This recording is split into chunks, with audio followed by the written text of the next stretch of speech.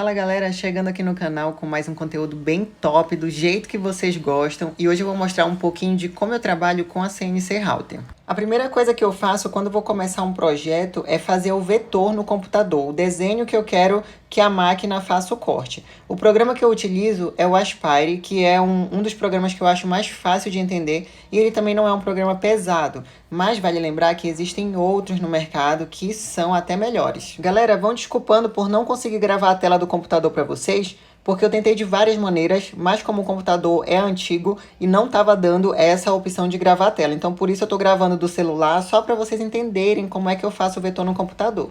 Depois que o vetor já está pronto, eu jogo a imagem para o programa Mach 3 ou Mac 3, eu não sei qual é a melhor pronúncia, mas é o programa que já vem com a máquina. E é ele que joga as informações para o spindle para poder começar a usinagem. No vídeo que eu falo sobre as informações da CNC, eu menciono que eu utilizo uma máquina grande justamente para poder utilizar um painel inteiro, que se torna mais prático para o trabalho no dia a dia.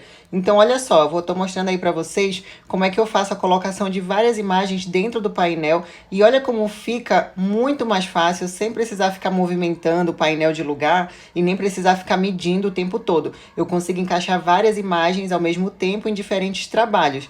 Essa CNC que eu tenho, gente, por conta de utilizar um painel bem grande, ela tem 1,80 m por 1,20 m de área de corte. Então ela é bem grandona mesmo. E se vocês têm espaço para ter uma máquina dessa, eu super aconselho porque realmente vale muito a pena e adianta muito o trabalho. Ah, vocês estão vendo que tem um MDF embaixo do painel de teca? Pois é o que a gente chama de madeira de sacrifício, que é aquela que você precisa para dar o suporte para a peça de cima que vai ser cortada, mas você não vai mais utilizar ela para outra coisa a não ser para esse trabalho. As fresas que eu utilizo são fresas comuns que utilizamos em tupia ou laminadora ou tupia de coluna. O que vai diferenciar em uma CNC são as pinças, porque cada fresa possui uma arte diferente e que não são universais, ou seja, você precisa verificar o tamanho da haste da fresa que você está utilizando para poder comprar a pinça adequada, senão ela pode não caber e aí você não vai conseguir fazer o trabalho. E também já me perguntaram sobre qual fresa eu utilizo mais.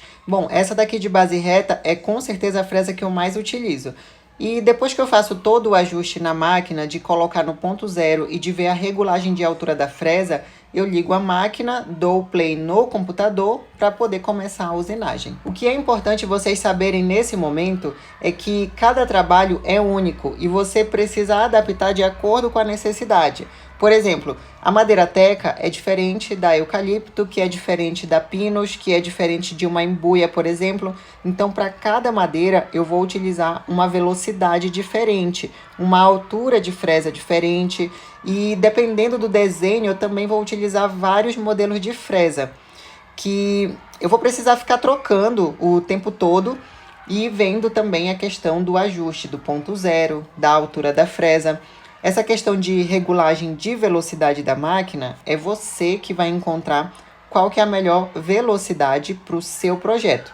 Aqui na oficina, por exemplo, eu já fiz vários testes, inclusive eu já quebrei várias fresas fazendo isso, mas agora eu já sei que para cada trabalho, para cada madeira, por exemplo, para madeira teca eu já encontrei uma velocidade adequada. Para trabalhar com a pinus também tem outra velocidade. Para trabalhar com a eucalipto é outra velocidade, porque é uma madeira mais dura e assim por diante. Por que eu estou falando dessa questão da velocidade? Bom, em todas as madeiras você pode trabalhar com a máquina mais lenta, não tem problema nenhum. E isso é bom, até para você não forçar muito a máquina e para não desgastar tanto a fresa. Porém, se você tem uma linha de produção muito grande ou se você vai fazer um número de peças elevado, você precisa de uma certa agilidade. Então, não dá para a máquina trabalhar devagar.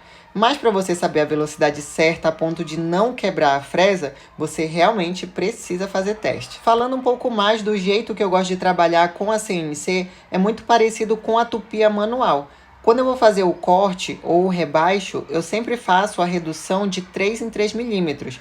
Eu também já fiz a redução de 5 milímetros nessa CNC de uma vez só e a máquina funcionou muito bem, mas eu sou uma pessoa bem prevenida, então eu gosto de trabalhar de 3 em 3 milímetros. Então por isso eu acabo dando aí 3 passadas, 4 passadas, tudo depende da espessura da madeira. Bom, galera, o que a máquina não faz, eu preciso fazer, né? Que é o lixamento. Então, para esse tipo de madeira que eu utilizo, como já vem em painel e já vem aparelhado, eu não preciso fazer um lixamento muito pesado. Mas para a fibra da madeira não arrepiar, eu gosto de chegar até o grão 320, que deixa um acabamento bem lisinho. É importante também fazer o lixamento em todas as partes que você fez o rebaixo, principalmente se você for fazer a aplicação de resina epóxi, que é o que eu vou fazer nesse projeto. Porque se você não faz o lixamento, na hora que você for aplicar o primer, a fibra da madeira arrepia e acaba aparecendo na hora que você colocar a resina. Então, por isso, o lixamento é um passo muito importante. Não sei se vocês conseguiram entender o que é que eu vou fazer, provavelmente não, mas eu vou falar agora para vocês. Eu estou fazendo um kit de bandeja para cantinho do café, então aquela parte lá é a base da bandeja e agora eu vou fazer as laterais e também vou fazer os porta-xícaras. Uma dica que eu dou nesse momento para vocês é que as peças retas, que são essas que eu estou cortando agora, não vale a pena cortar na CNC, pelo seguinte motivo, que você vai estar ocupando o espaço ali da CNC, que ela poderia estar fazendo outro projeto, enquanto você pode cortar essas madeiras que são retas em uma outra máquina de corte que seja mais rápida. Então, por isso, se você for fazer corte reto, dê preferência a outra máquina, como por exemplo, meia esquadria, ou serra de bancada, ou esquadrejadeira, porque aí, enquanto você está cortando na outra máquina, a CNC está fazendo outros projetos mais elaborados, com mais detalhes, e aí otimiza o tempo. Mas isso é só uma dica, tá, galera? Se você quiser cortar aí tudo na CNC também não tem problema. Depois de ter cortado todas as laterais e de ter feito o lixamento, eu vou passar para a montagem da bandeja. A cola que eu utilizo é a Super Premium da Wood Wood, que você já conhece, eu sempre estou mostrando aqui para vocês aqui no canal. E essa daqui é uma cola diferenciada, por quê? Essa é a mesma cola que você utiliza para fazer uma cadeira, por exemplo, quanto para fazer uma colher de machetaria. Por quê? Porque ela é atóxica, ela não vai passar contaminação para o alimento. Então, é a melhor cola que eu uso e recomendo com certeza. Vou deixar o link na descrição. E como eu estou falando hoje bastante informação detalhada, para quem está chegando agora, esses grampos que eu estou utilizando são grampos sargento que a gente utiliza na marcenaria para fazer aperto de objetos ou para segurar alguma coisa enquanto você estiver fazendo montagem, por exemplo. E esse é um investimento que todo marceneiro faz porque realmente é muito útil.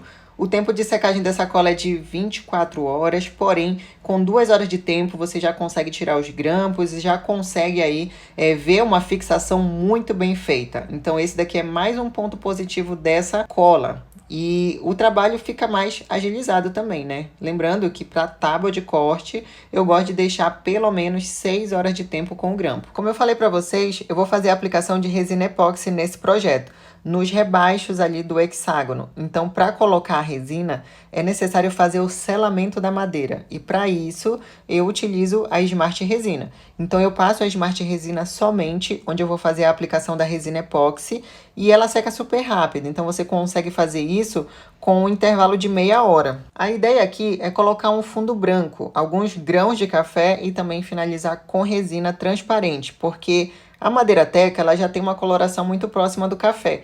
Então eu quis colocar uma cor diferente para dar um destaque no café.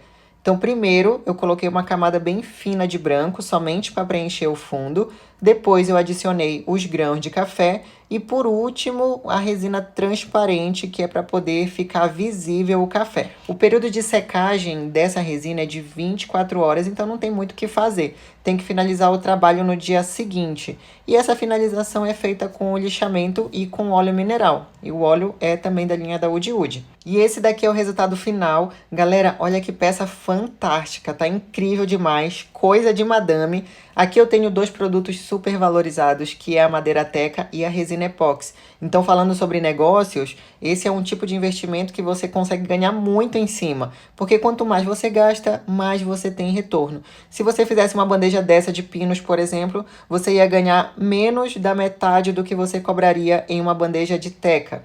Fica a dica, galera, para quem quer ganhar muito dinheiro em 2023. Agora me conta aqui nos comentários o que vocês acharam desse projeto e se vocês gostaram desse modelo de explicação. É só com o feedback de vocês que eu vou saber se eu continuo com esse tipo de conteúdo ou se eu mudo para outro, enfim, esse tipo de coisa, galera. Eu vou ficando por aqui, espero que vocês tenham gostado do conteúdo e me aguardem com mais vídeos legais. Tchau, tchau!